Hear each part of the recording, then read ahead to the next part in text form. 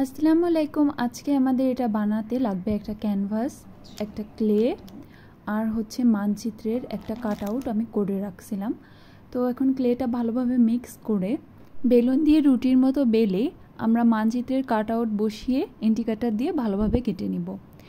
এবার এই কাট আউটটার পেছনে আমরা গ্লু লাগিয়ে ক্যানভাসে একদম মাঝখানে যে মিডিল পয়েন্ট সেখানে অ্যাড করে দিব।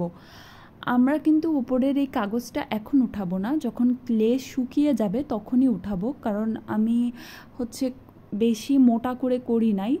আর এবার হচ্ছে আমরা একটা পাত্রের মুখা দিয়ে এই গোল নিয়েছি, আপনারা চাইলে অন্য কিছু দিয়েও সার্কেলটা করে নিতে পারেন। এবার হচ্ছে আমরা মানচিত্রটা আমাদের 3D হবে আর ব্যাকগ্রাউন্ডটাও আমি 3D করব, যার কারণে আমি একটু উঁচু করে দিলাম বাকি ক্লেটুকু দিয়ে। এবার এটা ভালোভাবে শুকানোর পর আমরা উঠিয়ে নিলাম কাট আউটটা। এবার হচ্ছে আমরা জেসও অ্যাপ্লাই করে নিচ্ছি। জেসও অ্যাপ্লাই করে শুকানোর পরে আমরা আমাদের পছন্দ মতো কালার করে নিব। আমি এখানে আমাদের জাতীয় পতাকার যে সবুজ এবং লাল রং সেইটাই মিক্স করে দিয়েছি। ব্যাকগ্রাউন্ডে রেখেছি লাইট গ্রিন অ্যান্ড ব্ল্যাক।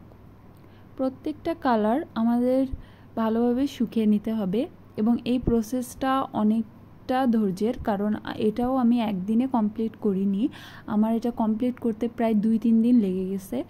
তো এটা ভালোভাবে শুকায় নেওয়ার পর আমরা হচ্ছে এই মানচিত্রে আমাদের আবু সাইদ ভাই যিনি শহীদ হয়েছিলেন তার একটা প্রতিকৃতি আঁকানোর চেষ্টা করেছি এবং আবু সাইদ ভাইয়ের প্রতিকৃতির সাথে আমরা 2টা কবুতরও আঁকাবো, যেটা হচ্ছে আমরা জানি কবুতর হচ্ছে শান্তির প্রতীক। এই কাজটা করার সময় আমার মাথায় ঠিক এই সাউন্ডগুলোই আসতেছিল।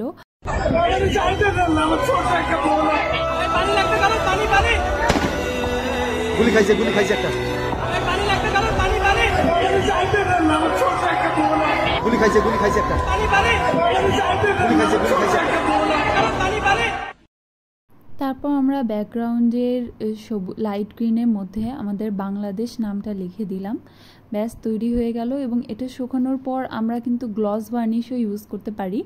আমি অবশ্য পরে এটা ইউজ করব, কিন্তু এমনিতেই এটা আমার অনেক ভালো লাগছে। তো ভিডিওটি ভালো লাগলে অবশ্যই লাইক, সাবস্ক্রাইব অ্যান্ড শেয়ার করবেন আর কমেন্ট করে জানাবেন। আল্লাহ হাফেজ।